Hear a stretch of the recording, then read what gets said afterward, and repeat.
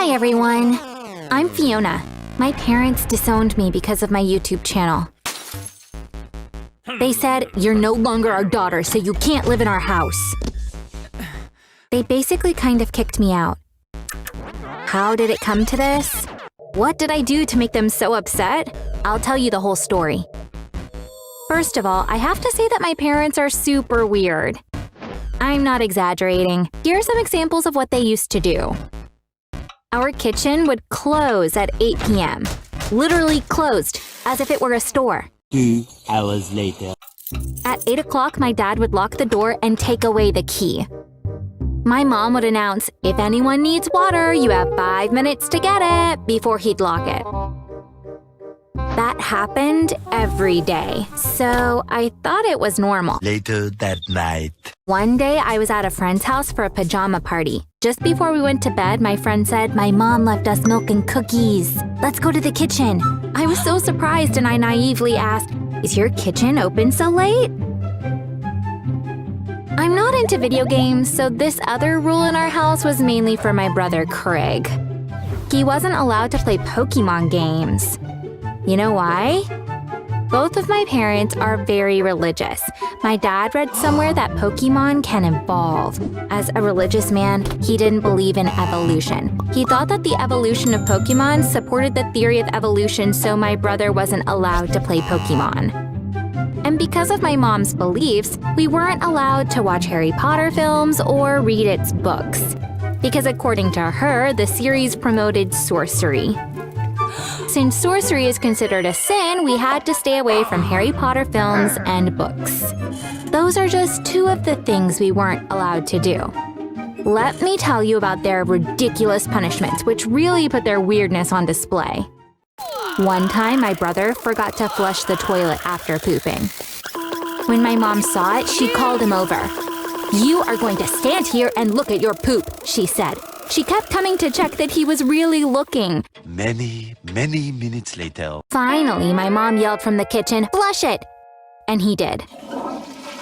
Later that day, poor Craig told me, "No matter where I look, I still see my poop."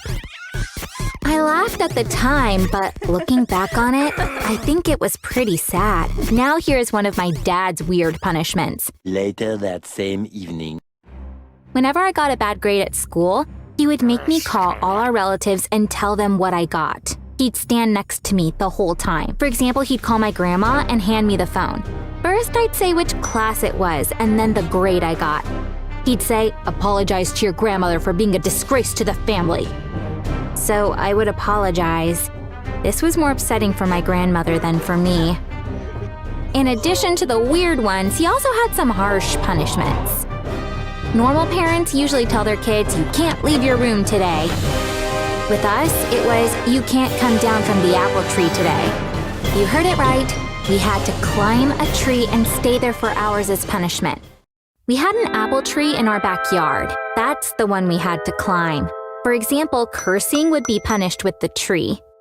The amount of time we spent in the tree depended on the curse word. You know what the saddest part is? When you grow up in a home like this, you think this is normal. You think this kind of stuff happens in every home. When I was 13 or 14, I started learning more about my friends' families' lives, and I realized that ours was not normal at all. Eventually. This awareness made things difficult for both me and my parents. I no longer accepted everything they said. So we'd fight all the time.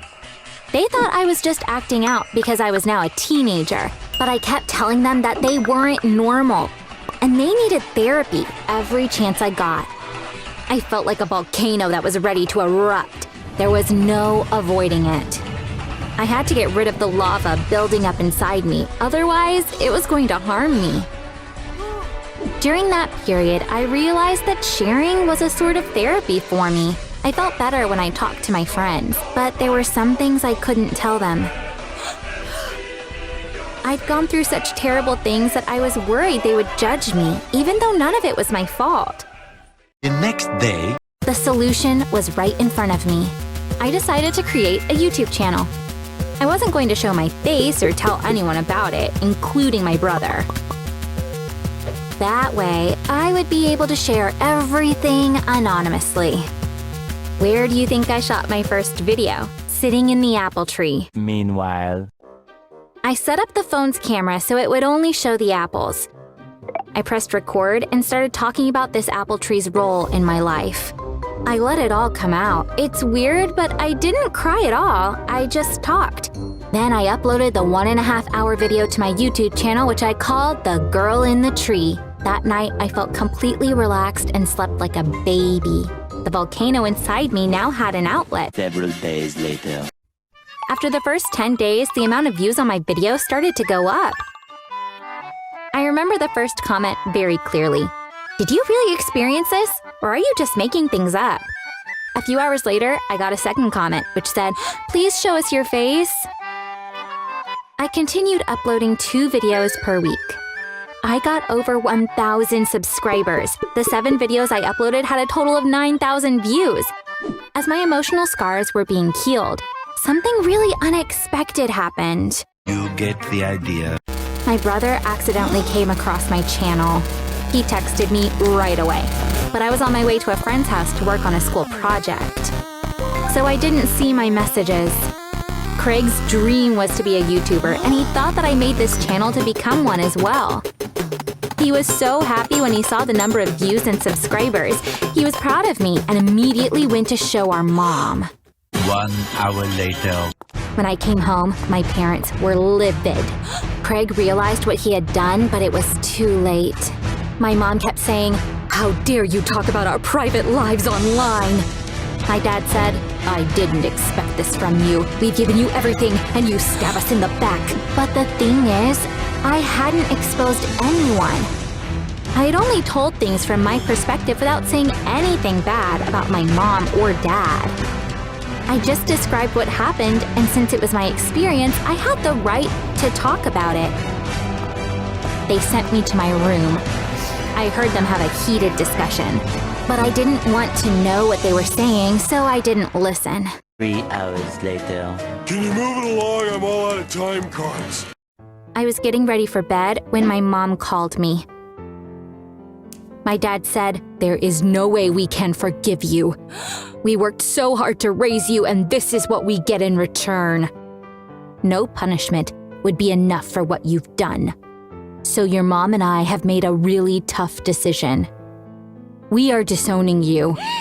We can't possibly call you our daughter after this." Disowning? I was completely shocked. I kept listening, but it was like I was living in a dream. I looked at my mom, who was in tears, looking down. I wanted her to say something, so I said, "Mom?" But she didn't look at me. She just shook her head. I knew how stubborn they are, and that arguing with them would be pointless. I've never seen my dad change his mind about anything. I didn't deserve this, but there was nothing I could do. I wanted to cry, but I stopped myself. I didn't want them to see me as weak. "So what happens now?" I asked. "Since you're disowning me, I guess you don't want me staying in this house anymore." My dad nodded. "We're giving you a week to find yourself a place to stay." I could understand their disappointment, but wasn't this reaction a bit over the top? Disowning and even throwing me out of the house? They had 2 children, but it looks like they were okay with losing one. Why was I surprised anyway? My parents' main issue was their inability to be compassionate towards us. I've already told you how they punished us for small stuff. I guess it was normal for them to overreact like this under the circumstances. A few moments later. Now that I was kicked out of the house, I had to find a place to stay. Being a high school student, I didn't have many options. Of course, I went to my grandmother. My parents probably knew that's what I would end up doing. Even though my dad is my grandmother's favorite son, she criticizes him all the time. When she found out what happened, she called him over. Later. "Fiona is just a kid. How can you throw her out of the house? She will live with me from now on. And I am disowning you too. Throw Craig out as well. I'll take care of both of them." My dad listened without saying anything. Then he just left. I've been living with my grandmother for 5 months now. I wish they had kicked me out earlier because I feel so good here. Craig stays over a lot. He says that my mom cries all the time because she misses me.